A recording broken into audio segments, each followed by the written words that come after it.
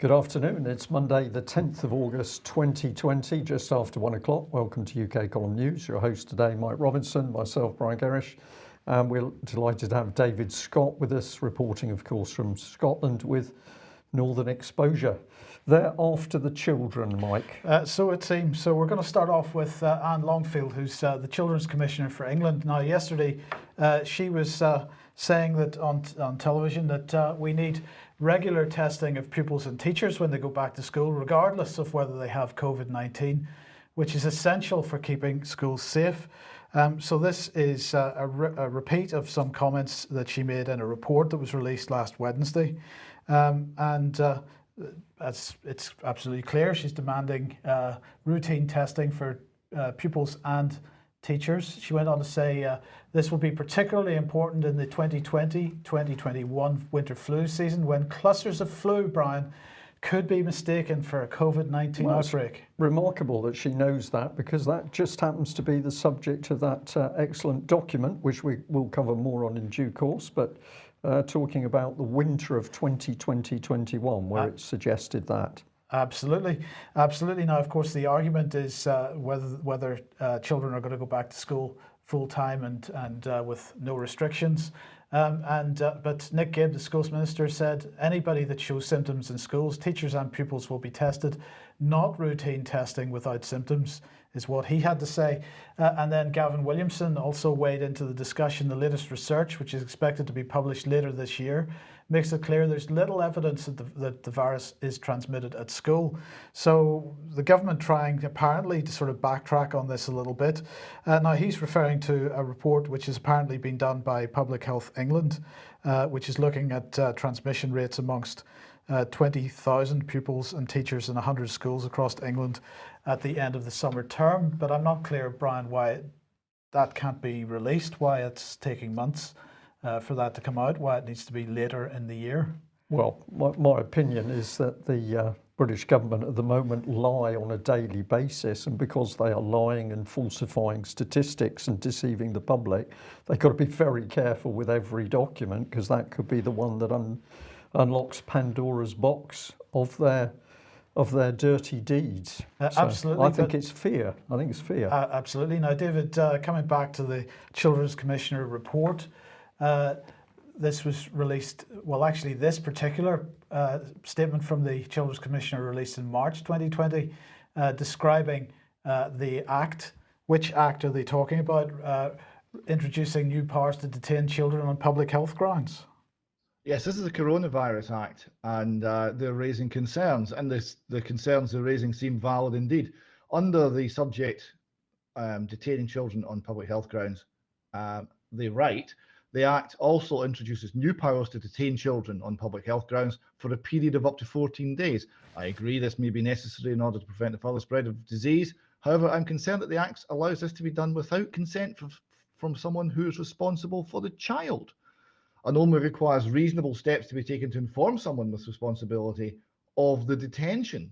I'd like to see protections for children in these circumstances strengthened, with timescales in place for those with responsibility to be informed about the child's detention.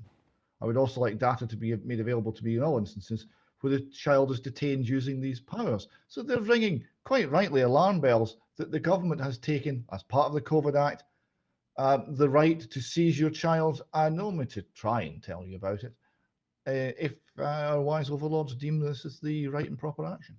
Well, David, we mentioned this more recently with respect to the guidance for public health officers, which was released by the Department for Health and Social Care and Public Health England a couple of weeks ago, and it says public health officers may direct, remove or request the constable to remove an individual to a place suitable for screening and assessment. And 3.9e says where will the person be taken for screening and assessment? This facility must be suitable for screening and assessment. This could be an isolation facility, an NHS facility, or any other agreed facility, as long as it's suitable for screening and assessment. And they go on to say in 6.2, you may only exercise your powers on a child in the presence of A, an individual who has responsibility for the child, or B, if no such adult is present, an adult that you consider to be appropriate, having regards to the views of the child. So the question is, would that be a teacher? Would that be the principal of a school? Would it be, who would it be? Well, Could be a social worker that's popped up into Social this. worker, This is so dangerous. Absolutely. So dangerous. Absolutely. And it goes on to say individuals should always be given the opportunity to comply voluntarily with public health advice. But it's only at the stage where individuals do not comply with such advice that we would look to impose measures under Schedule 21, Parts 1 and 2. So this is really pretty draconian. The Children's Commissioner apparently attempting to raise questions about it, but on the other hand is also demanding that the mechanism that would perhaps allow this to happen in the first place, that mechanism becomes mandatory. David? Which yeah. Yeah, I mean, can we find someone in government who understands the meaning of the word voluntary? This whole idea, we prefer you to have a voluntary consent, but if it's not coming forward, we will coerce it and we will force it. That is not voluntary. That is not voluntary. Voluntary consent means express, voluntary, individual, informed consent. We don't have any of these things. We certainly don't have voluntary. If you're being threatened with the strong arm of the law, it is not voluntary. Absolutely. Now, moving on to lockdowns and local lockdowns. Here we've got Sky News from Friday saying that Preston is the latest UK city to see lockdown tightened after increase in infection rate. No discussion, by the way, of increase in hospitalisation rate or increase in the death rate. It's just the number of cases, as we've been highlighting quite a lot in the last couple of weeks. Here we've got the Telegraph this morning saying risk of local lockdowns. Are COVID-19 cases in your area rising or falling? So we're really getting into the local lockdown scenario now. Hearts Live here. The 29 towns and cities in the UK's coronavirus local lockdown watch list, including Luton and Bedford. So this rhetoric about local lockdowns is building. But what we missed at the time, and thanks for the person who sent us this research paper from SPI-B entitled Public Disorder and Public Health, Contemporary Threats and Risks. Now this was published on the 31st of July, but was actually written and distributed, I guess, to government on the 2nd of July. So the government has had this since the beginning of July. Now let's just run through this a little bit. What it says is, in the next few weeks and months, the UK will face grave challenges to public order. The situation is volatile and highly complex. It says, while widespread urban disorder is not inevitable currently, the situation in the UK is precariously balanced, and the smallest error in policing or policy could unleash a dynamic which will make the management of COVID-19 all but impossible.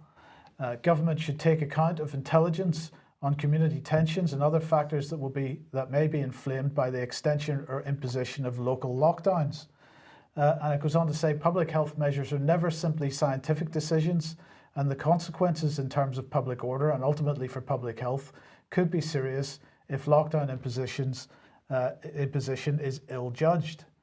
And they highlight a number of examples of where there may be problems, and they mention Eid as a perfect example. Now, on the UK column News on the 31st of July, we highlighted, or we made the point that, of course, Matt Hancock had imposed a local lockdown in Greater Manchester, parts of West Yorkshire and East Lancashire, affecting many people who were celebrating Eid at the time.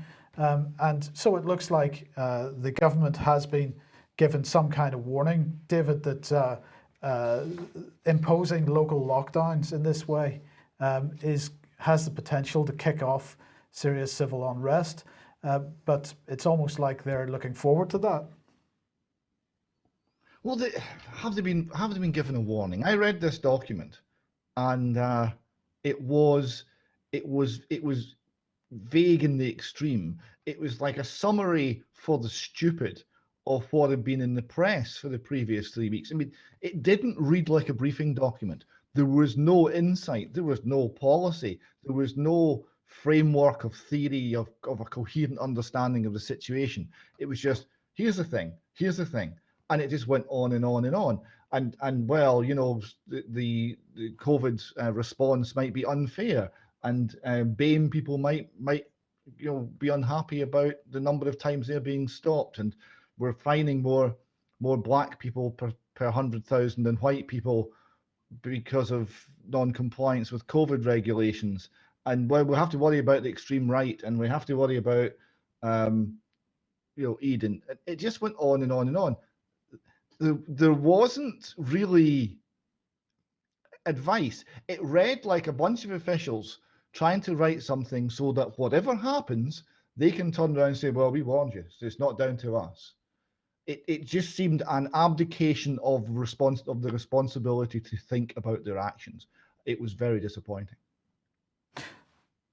Any thoughts?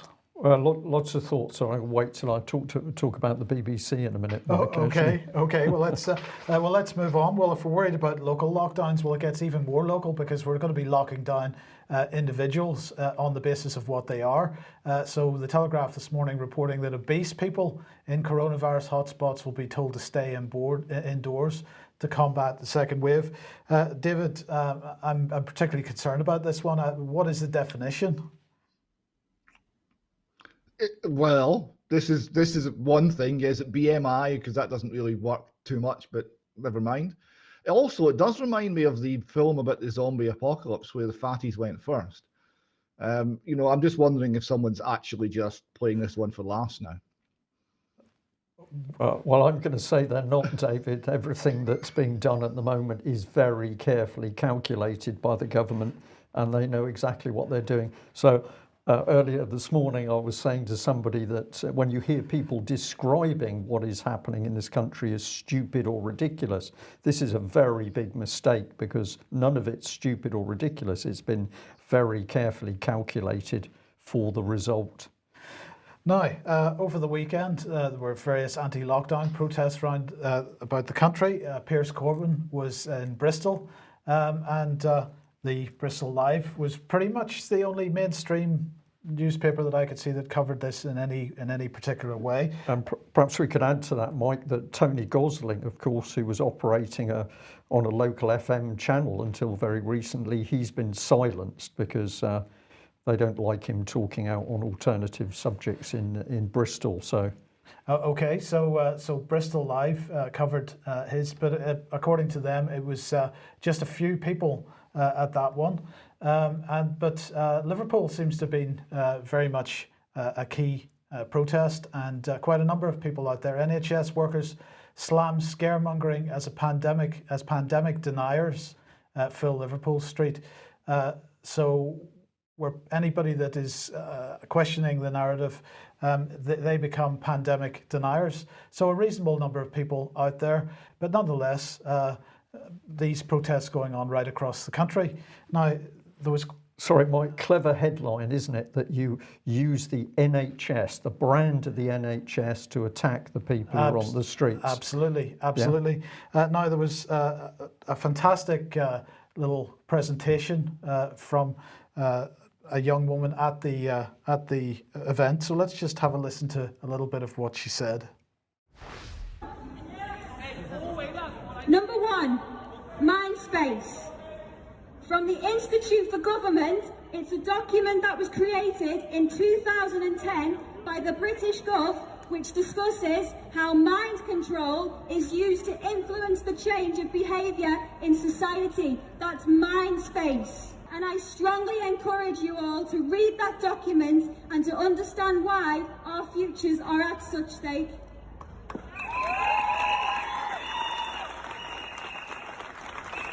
I'd also strongly encourage the following to be looked into. UK Column News, Dr. Rashid A. Buttar and Dr. Vernon Coleman. So that's just a little clip from a speech given by Laura Jane, and thank you very much for the shout out, Laura Jane. Well, what's brilliant about that, Mike, is that she's giving the public the real document. She's not just talking and giving some story. She's saying, go and look at that government Mindspace document where the government in 2000 2010 was boasting that it could change the way we think and behave by using applied psychology, and that's what's going on. Yes, David, what were your thoughts? Well, I was enjoying the applied psychology of the pandemic denier label, and I've also seen anti-maskers, not anti-vaxxers, anti-maskers being referred to. So this is the same scenario that has been tried before to silence debate, and this is the reason why people, once they understand how this works, start to question a whole lot of things, because it's the same argument that's used over and over again. You can't question that because questioning that is wrong and evil. Don't dare think for yourself. And once you escape that and you say, no, actually, I'm okay thinking for myself. Now I have some questions, and you have a responsibility to answer. You know, when do we start? Once you get to that point, you become dangerous to the state.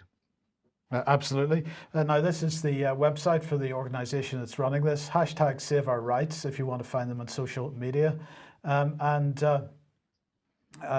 mean, obviously they need support. Now, there perhaps weren't as many people at some of the protests and demonstrations as they might have liked. But so where were the general public? Well, they were all on the beach. And here is the Mirror. Travel chaos as cars turned away from heaving beaches on another scorching day.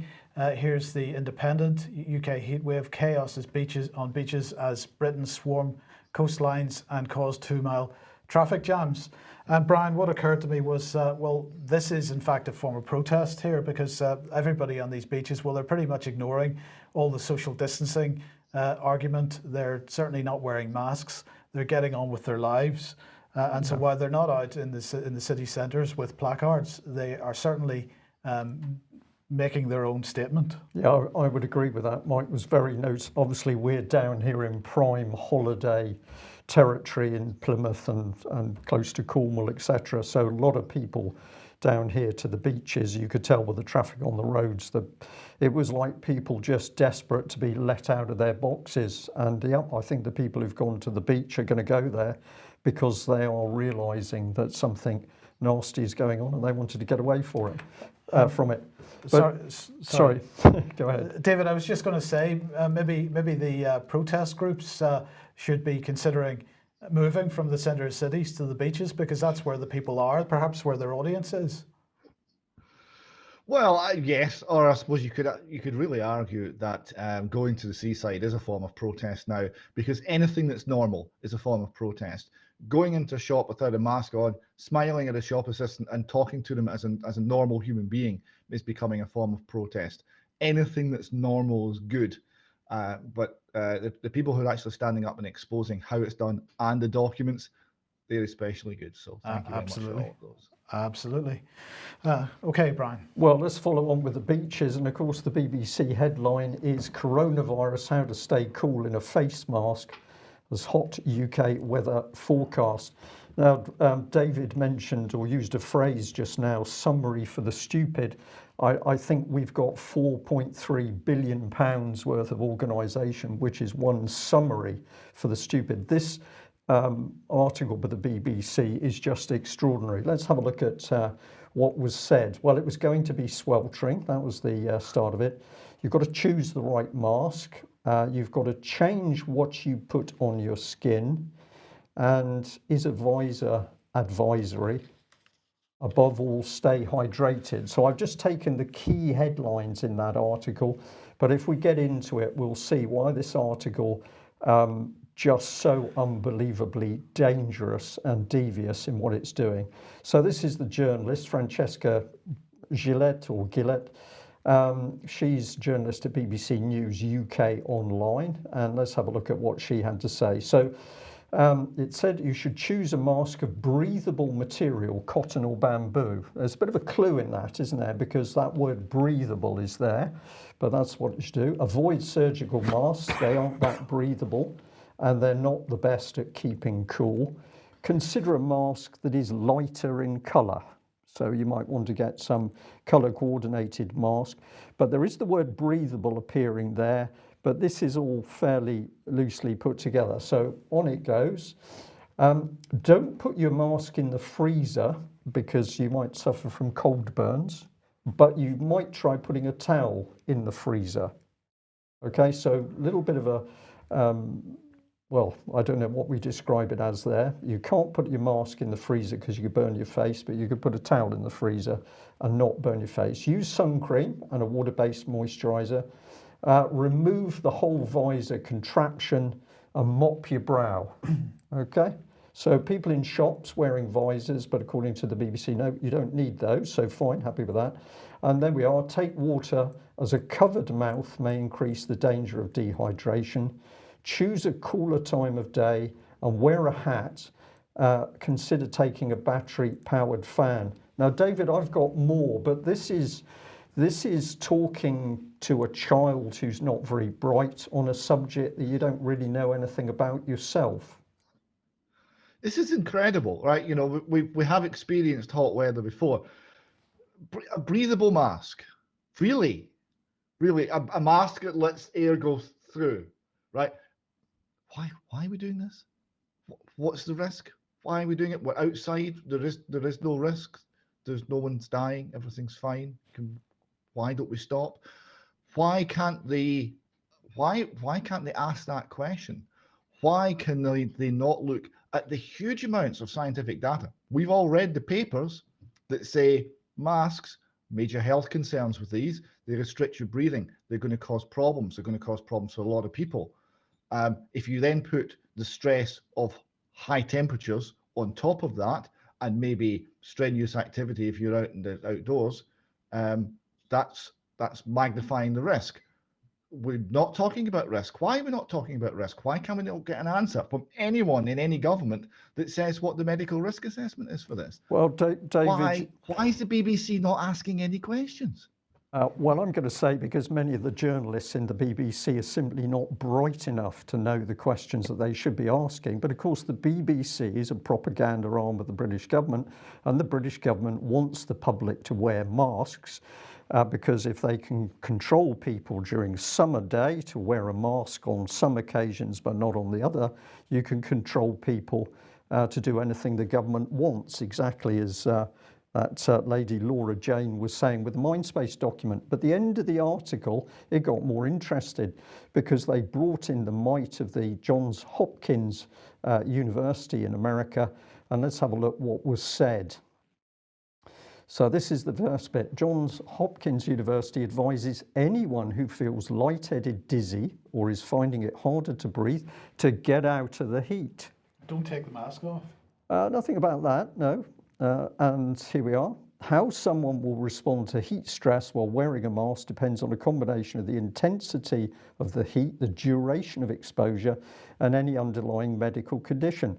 Well, that's perfectly correct. And I know from experiments in the armed forces where we were put through conditions of wearing a gas mask in extremely hot conditions. You have to be very careful because we have very fit young men passing out as a result of this little exercise.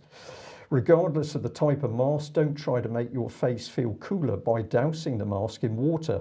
Getting face coverings wet can compromise their filtration capabilities. Well, that's actually correct. But let's go back and look. Lightheaded, dizzy, or is finding it harder to breathe. These are classic symptoms of hypoxia. You're not getting enough oxygen. Or hypercapnia, you are taking in too much carbon dioxide because you're trying to breathe it out and the mask stops that. So here's Johns Hopkins recognizing that when people are getting dizzy or finding it harder to breathe, lightheaded, these are symptoms of hypoxia and hypercapnia. That is the mask preventing you breathing properly.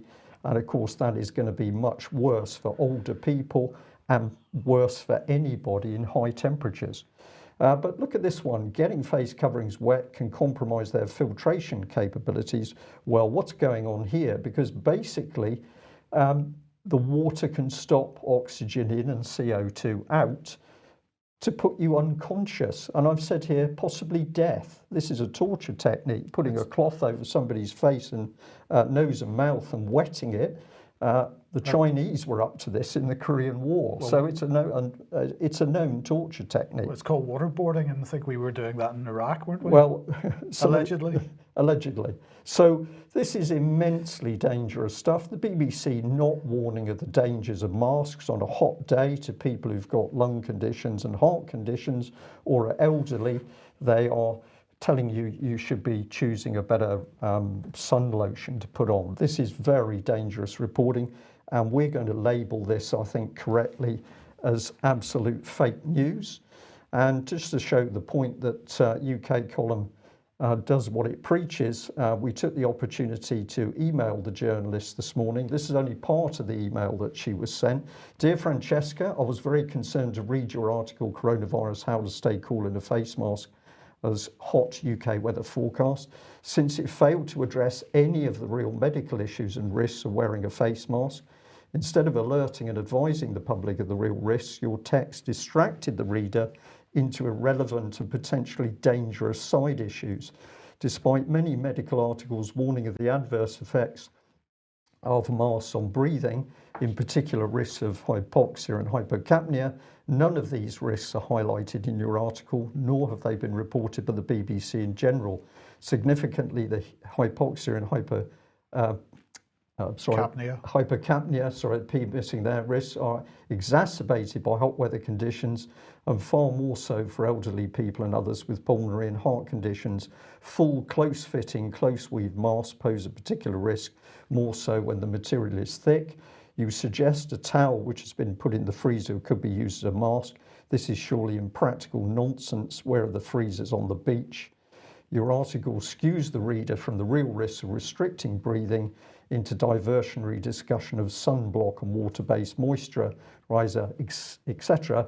And I've also pointed out that they used a consultant dermatologist, Dr. Adil Shiraz, but this is an issue about face masks and breathing and oxygen and your heart function. So we've described this as erroneous, misleading and potentially dangerous BBC reporting. And I'll say to our viewers and listeners, if you agree with what we're doing here, then can I suggest politely but firmly you get on to that BBC journalist. Sorry, did I understand you to say that the expert that she chose for her article was a dermatologist? Yeah, skin man. This is because the article was so clever, Mike, because they skewed it away from the real issue, which is breathing problems and what that is going to do to your lungs and your heart. And they brought it on the fact the sun is out, so you need to make sure the sun cream. So the doctor concerned, when you look at his CV, he's a dermatologist, he's a skin man, he's a skin cancer man. Nothing to do with breathing whatsoever. Yes. Okay, well, just briefly, an email in this morning from a viewer. Thank you very much for this. Hi, Mike. I live in Armagh City Centre, Northern Ireland. Face masks became mandatory today, and being well placed to observe people going about their shopping this morning, I can only assume that the powers that be are actively encouraging the second wave they constantly talking about. At the beginning of this pandemic, we were told, wash your hands, don't touch your face. Well, I've watched people this morning swinging face masks in their hands like a little handbag as they move from shop to shop, putting on and taking off masks as they enter and exit stores.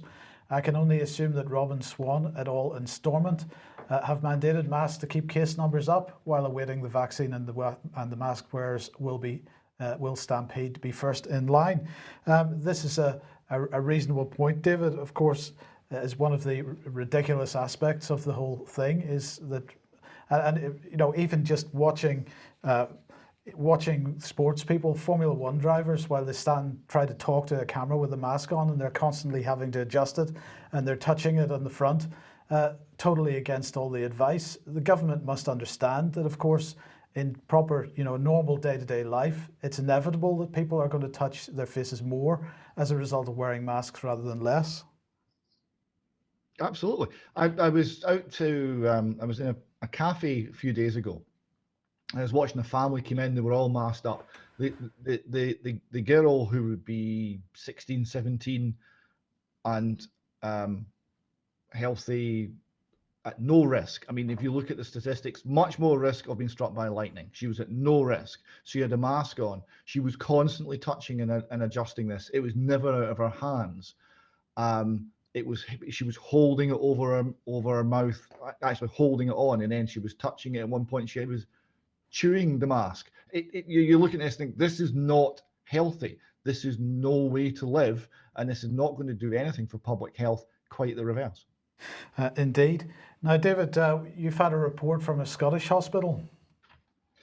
Yes, this is an area we'll be looking into more, and we'll try and dig some more into exactly what's happening here. But the report was, at the beginning of the lockdown, all senior staff at the hospital in East Kilbride, that's Hare Myers, were invited to a meeting where they were told anyone 45 or older were to be classified as DNR, that's do not resuscitate. And they were threatened with their jobs if they went public. So what exactly has been going on in our hospitals? What exactly is the policy? And what exactly is the level of threat that's being used to keep it secret from the people who, let us remember, all this is done in the name of, and who pay for it all, and who are meant to benefit from it all? These are good questions. Yeah, and this is very dangerous stuff, because if we're dealing with people's lives and we're dealing with people's life and death, and we are lying and threatening people over it, there is something extremely dirty going on. I've mentioned it before, but if any of our viewers or listeners haven't come across the Nazi T4 program, I suggest you do some research, because in the early days of the Nazi regime, they started the experiments on severely mentally, physically disabled people in Tiergrasse, which is where the T comes from, and that was expanded until it reached the deaths of about 365,000 people. That was all kept secret, because even the German public would not have stood it had they knew. So we're not far off here. Well, have a look at this one. If you don't like the government's line on coronavirus, you can be sure that the internet is going to back up the government line. So this was sent to us this morning. Basically, it's a Twitter block. This is Off Guardian reporting no one has died from the coronavirus. President of the Bulgarian Pathology Association, and our viewer was saying, well, if you try and get hold of this, you get blocked through Twitter. So basically challenge the official COVID line and you're censored. And if they're having to censor people, you can be sure that the government is lying over what it's saying at the moment.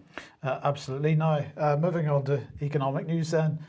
David, the labour market outlook surveys are out from the CIPD today. This is the Chartered Institute of Personnel and Development.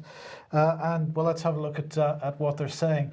First of all, with respect to redundancies, they're saying that the number of employers expecting to make redundancies has gone up from 22% earlier in the year to 33% for the 3 months to September. They're also saying that the direct cost to employers in making a redundancy is £11,125. So first of all, under those circumstances, bearing in mind that lots of people are expecting to make redundancies now, that is a pretty immense cost to already struggling companies, never mind the effect on the individuals themselves who are losing their jobs.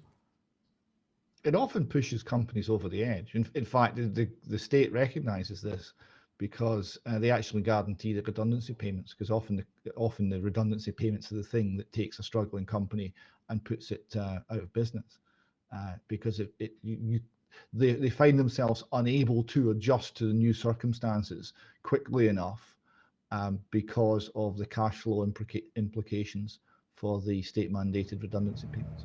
Absolutely, and I think it was only just a few news programs ago, a couple of things last week at some point, the government had reiterated this and made sure that redundancy payments are guaranteed under the current circumstances. I think we said at the time this is likely to put people over the edge. But let's move on from that one. Then the next one is labour demand. They're saying overall employment demand is down this quarter compared to spring 2020.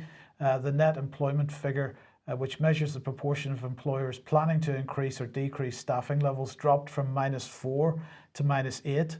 This is the lowest figure recorded since the survey was conducted using its current methods, and is a sharp contrast to the +21 recorded in the winter of 2019-2020 report.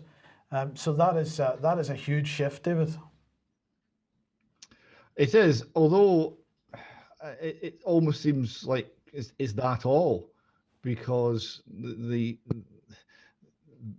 figures are not really representing reality yet, because there's still huge bailouts, there's still huge amounts of government support being applied to massage these figures to stop the reality of the COVID lockdown actually becoming obvious to people. Now, at some point, that has to end. How low will this go, and how long will it last? This doesn't look like a V-shaped recovery.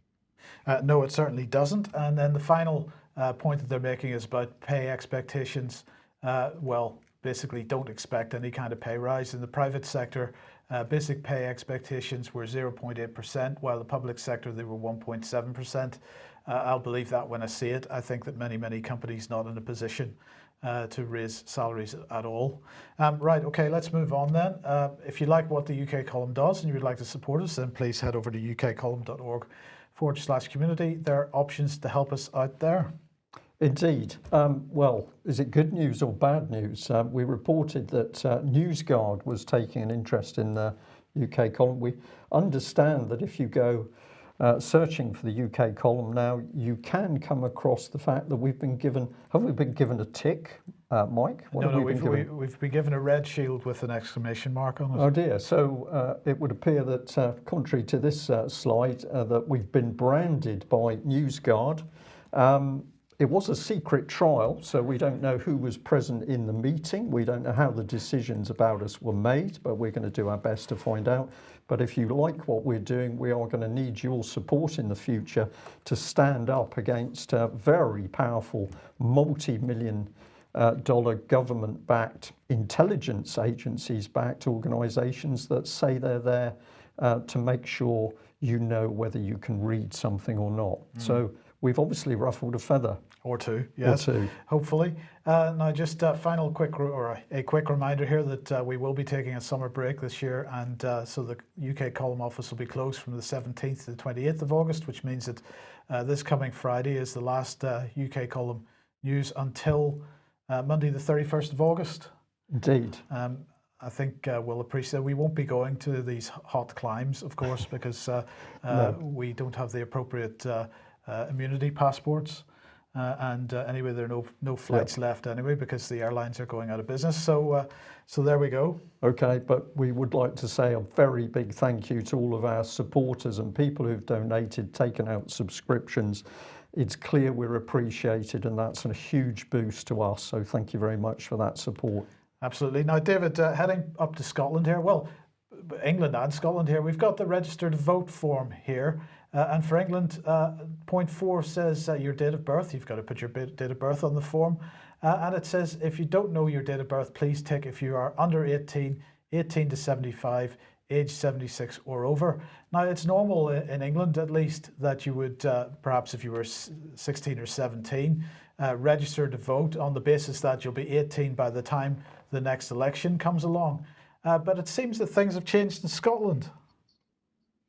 Oh, they have. Yes, Scotland, it says if you don't know your date of birth, please tick 14 to 15, 16 to 17, or 18 and over. So first of all, thank you to the UK Column viewer who alerted us to this. Yes, we're registering people to vote in Scotland from 14. Now, the justification for this is in Scotland. You can vote in Scottish parliamentary elections and in local elections from 16. 2 years early does seem very early, but still, that's the official explanation.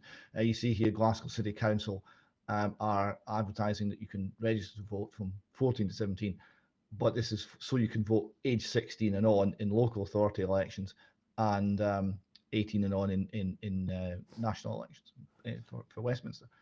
But it does seem very, very young. So it does raise the question, what's really going on here? Because there is obviously the political move towards breaking up the UK.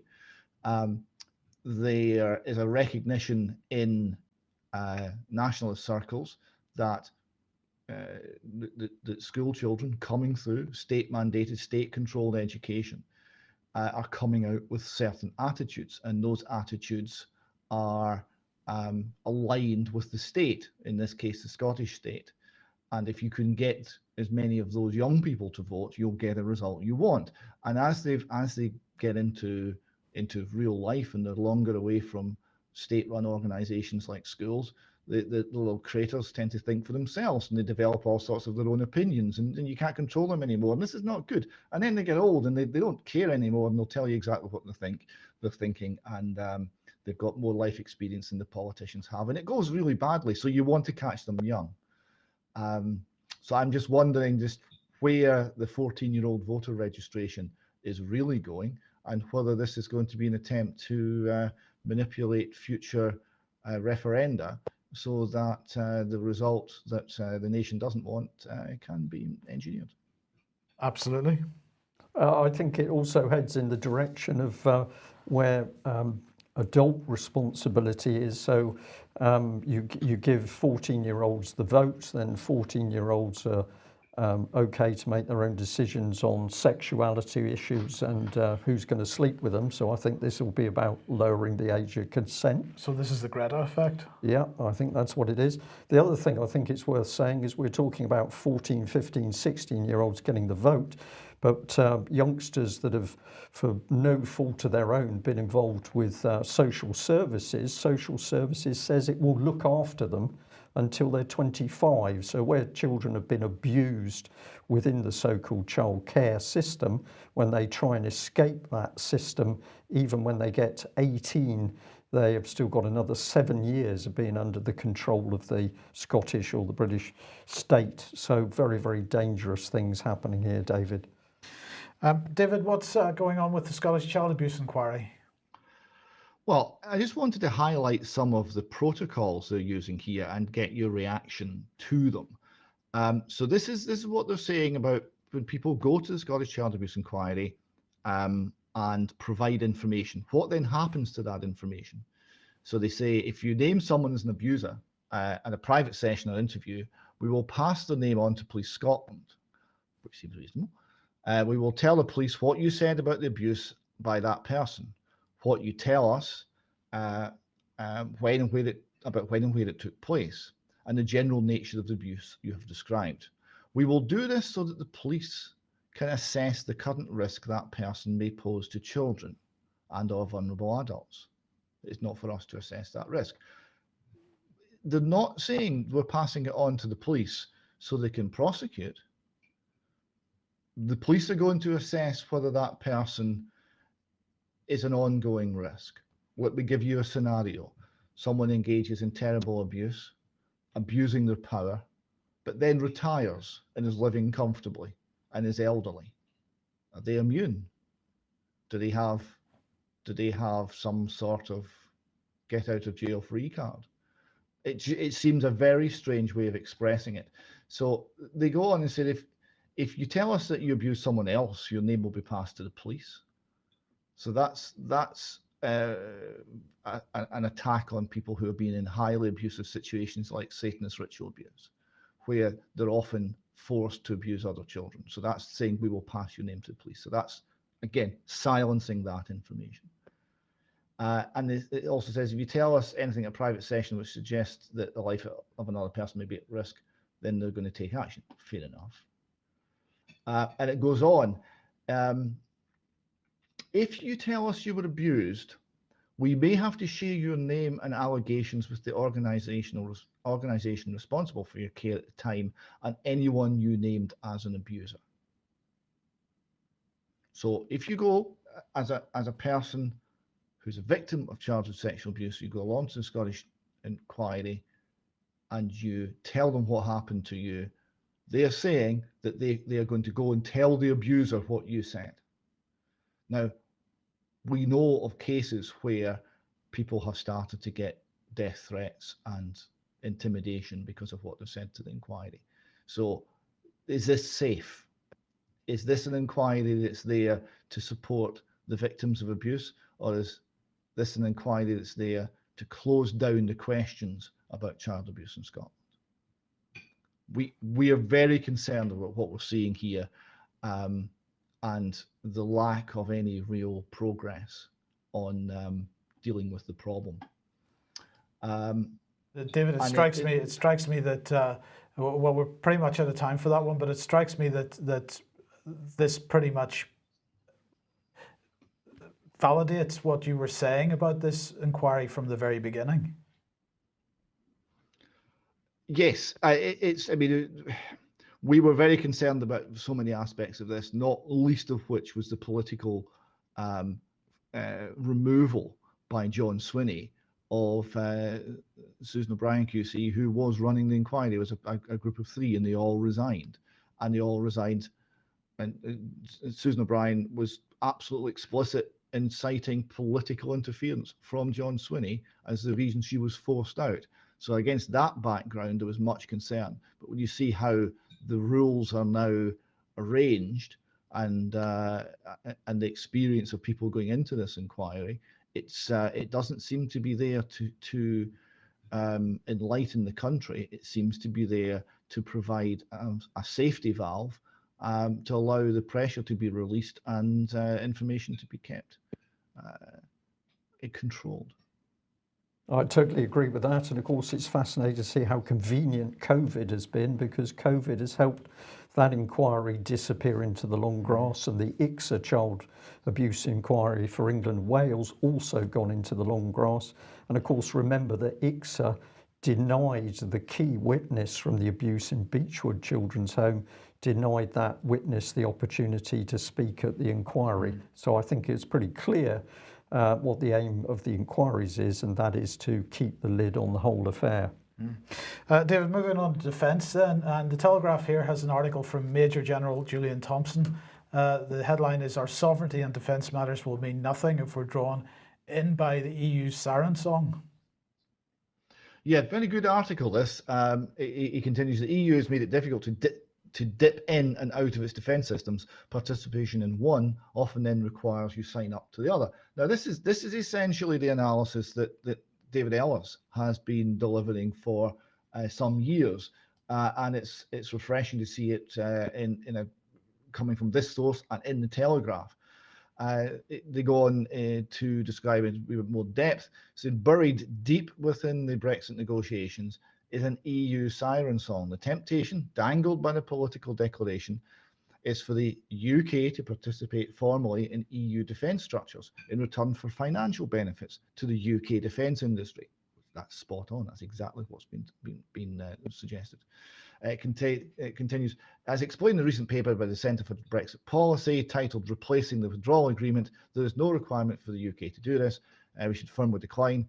Continuing these relationships would be a direct infringement of the UK's capacity as a sovereign state with a robust, independent strategic defence industry governed by UK rules, decisions and national interest.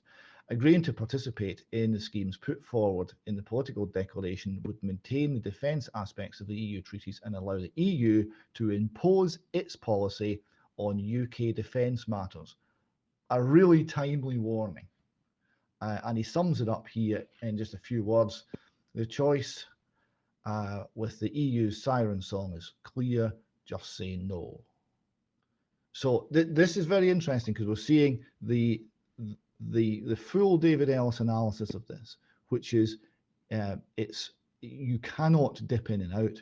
It is a coherent system which will take over. It will use its bureaucratic and economic might to take over and dictate what happens in Britain. To be independent, it means you must be fully independent. And the suggestions that just come in and look at all these juicy defence contracts for your industry, right? This is a temptation, but it will not result in either a net transfer of money into the UK. The direction will be the opposite, nor will it result in a stronger UK defence industry. The opposite will be the case as jobs and technology are shipped over to Europe. Well, and indeed, perhaps Britain's involvement in EU defence is a sign of the sort of foundations of the nation being taken apart. But here's Robin McAlpin. The foundation of Scotland's democracy have crumbled, and you should worry. Yes, the Robin McAlpin is an interesting character involved in an organisation called the Commonweal. Talks a lot about economics. In my view, he's wrong about absolutely everything. But he is trying to provide a coherent intellectual case for independence. And this is not going well. The SNP's approach is not to tempt that. There is no coherent case. Robin McAlpine, although I disagree with how he views things, is trying to create that coherent case, and it's getting nowhere. He's now seeing a huge problem across all aspects of democracy and governance in Scotland, and he's calling on the people to be vigilant because the system is failing. So even someone from a completely different political position than the one I might adopt is seeing the failure of governance in Scotland quite starkly. And in the meantime, streets being renamed? Well, I thought we'd just cover this little bit of insanity from Fife. So we have here a joint effort by Labour and the SNP. They're auditing. This is your tax money being well spent. An audit of addresses was prompted by a meeting with Mama Africa, a group of Africans living in Scotland who were alarmed by racially charged events after the death of the black man George Floyd in May. So far, potentially problematic street names in Kirkcaldy, Dunfermline and Lochgelly have been found, and officers are working to pinpoint more. The audit could eventually extend to artefacts and council museums with links to colonialism. So it's not just slavery, it's colonialism, it's an entire history. This is an attack on history, this is an attack on the country, it's an attack on the people, and they will never stop. There is nothing that will ever be enough. And to illustrate not stopping, this is one from America. If you've got a little bit of video here, I think.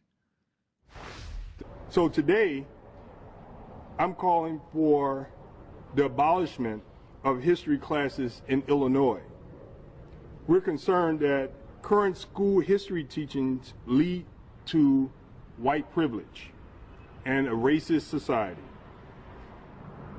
I'm calling on the State Board of Education to end the teaching of history and the local school districts to take immediate action by removing the current history books and curriculum practices that unfairly communicate our history until a suitable alternative is developed. So there you have, life is unfair, and we're going to sort this by burning some books, and we're going to end history teaching until we develop some propaganda that we like, and then we're going to put that into the public schools. There is no end to this. It goes to an Orwellian future. David, it goes to an Orwellian future unless we stop it, and we have to stop it. Just ending very quickly, UK Column News there on Friday, this is what coronavirus will do to our offices and homes, where it was clear that the BBC was predicting that we're not going to go back to normality. So I'd just like people to think, we're told that normal life has gone. Who exactly is it that has the power to steal our future lives and our children's lives? These are people that are in government. They are making the policy. They're approving the policy if it's coming from charities or think tanks. People are making the decisions which are now destroying our lives, and we need to identify them and bring them to account. And I'm just going to end, if I may, with highlighting the David Ellis interviews where he's been talking to retired military people. This is where he was interviewing an ex-Special Forces man called Tom. And Tom said, in general, serving in the military was a pleasure, not so much towards the end of my 26-year career, as the armed forces were, quote, being destroyed from the inside by the British state, and I didn't realise it. And he went on commenting, there's been recently another ex-Special Forces man who said he wants to go to war with the MOD, and Tom said, yes, that's an appropriate comment, because people have to realise that we're in a war and the enemy is within, and they are the British state. And I think, David, you've said that the problem we're faced with is a government of occupation, a Westminster of occupation. This now seems to be falling in place. We, the public, are being attacked by our own government. We're being kept in our own homes. We're having our children taken away. This is a cross-party politics. It seems that some form of cult is now running the UK. What do we do about this? Well, this is true, and cult's the right word. We see this very much in Scotland, and it's expressly described in that fashion in Scotland, because it's a little more obvious and a little more in your face. Well, what we do, firstly, we never miss an opportunity for telling the truth. Second, we reach out and we make links with other people who are doing the same thing. And thirdly, as these institutions start to betray us, we create something else. You can't beat something with nothing. We have to look to provide alternative means of educating ourselves, educating our children, and interacting that do not involve going through the state system, which is becoming increasingly toxic to human thriving. David, thank you very much for that. Perhaps I'd just add that if we have the state saying that we should be socially distant from our fellow man and woman, we ought to do the exact opposite. We need to get together. We need to be hugging people. We need to be sticking together because people working together in the right way, easily capable of overcoming this.